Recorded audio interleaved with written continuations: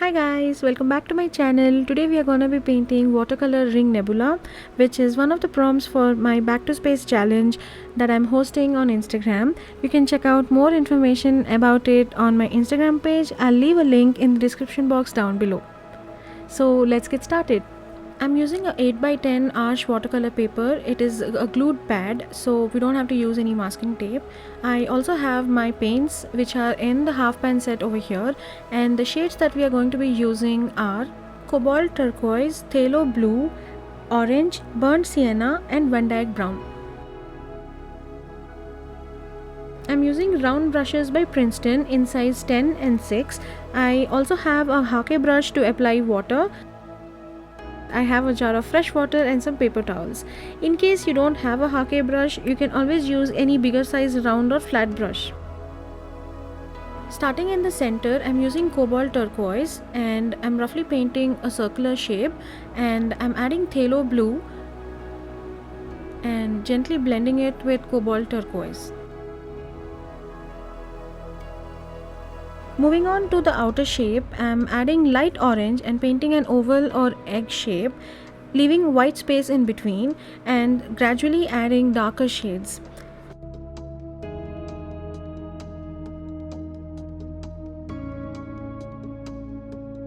Now I'm adding burnt sienna to add more depth and gently blending it on the paper.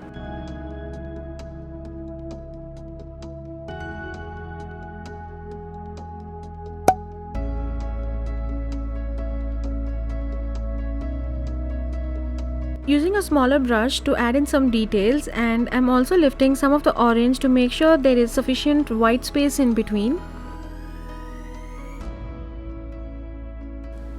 If you are new here, please do consider subscribing to my channel. I share art tutorials every week and I would really appreciate your support.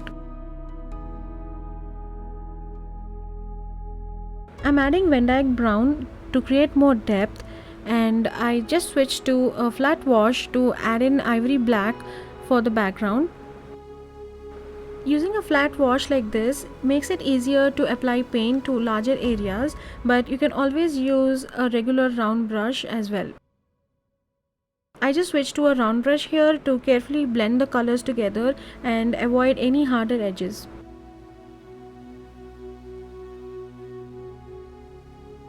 While the paper is still wet, I'm adding another layer of paint and blending the colors gradually. When you're painting galaxies or nebulas, it's important that we add in 2 or 3 layers minimum to get the depth and the vibrancy in the paintings.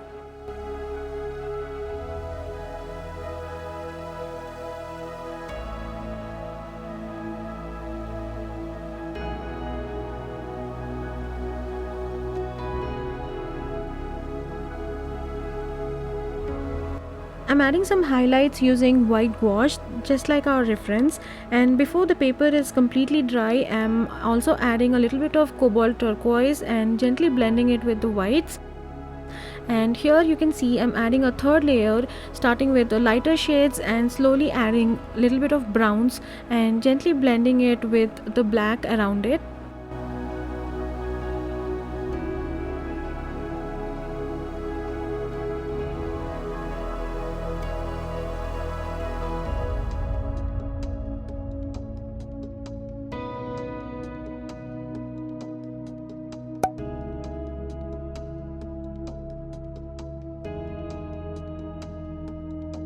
Before the paper dries off completely, I'm adding some finer details and also some highlights using a smaller brush, especially around the center, similar to our reference photo. These highlights and details actually add in more depth and realism to our painting once it's completely finished.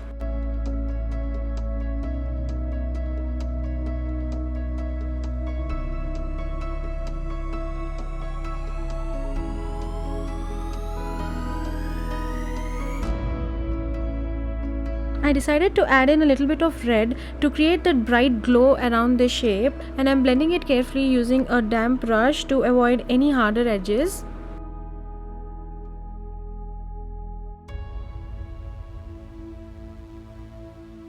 I switched to a miniature brush to add finer details, almost like dry brushing here to add white highlights in the center.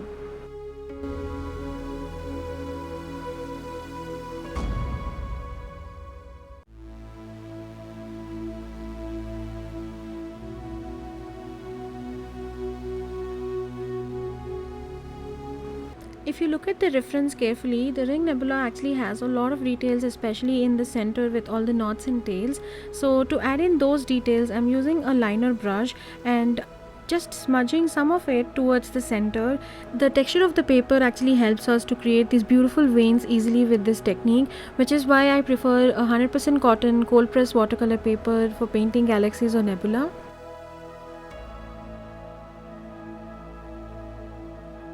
Finally, I'm adding some stars to finish off our painting.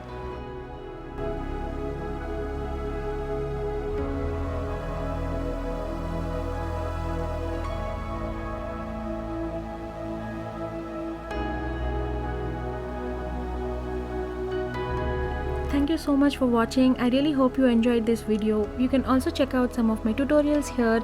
Don't forget to subscribe to my channel and click the bell icon so you'll be notified for all my future videos. You can also follow me on Instagram for more updates. Happy painting. Bye.